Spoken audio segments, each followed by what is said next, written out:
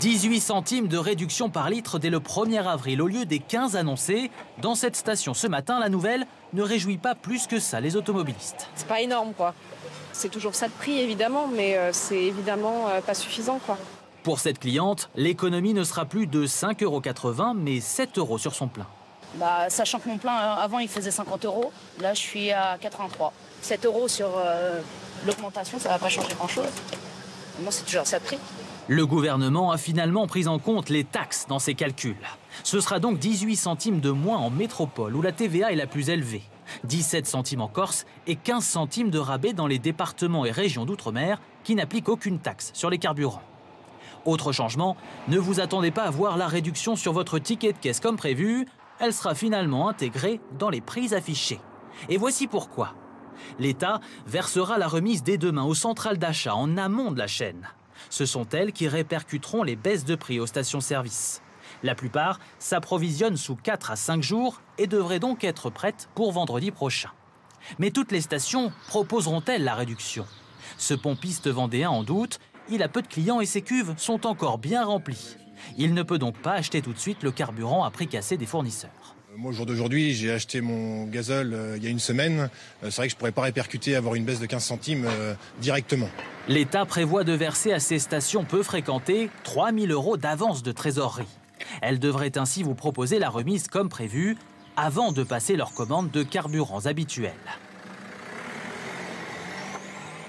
Concernant le chauffage maintenant et le gaz, les Européens ont fait un grand pas hier soir. Les 27 réunis en sommet à Bruxelles ont décidé de négocier ensemble leur prochain contrat d'approvisionnement, des achats groupés qui seront donc plus avantageux. L'idée étant aussi de trouver des alternatives au gaz russe. Il représente aujourd'hui encore 44% des importations européennes. Thomas Jarion et Christophe Aragona. Acheter du gaz à plusieurs pour acheter moins cher. C'est ce qu'ont décidé hier les 27 États membres de l'Union européenne. Fini la concurrence, ils vont désormais négocier ensemble. Donc là, l'idée, en fait, c'est de tirer profit du poids économique de l'Union européenne, de tous les États membres qui vont se mettre ensemble pour acheter du gaz et bénéficier de prix plus avantageux, de la même manière que vous avez des prix qui sont plus avantageux quand vous achetez en gros. Discussion engagée avec les principaux fournisseurs européens, la Norvège, le Qatar, l'Algérie.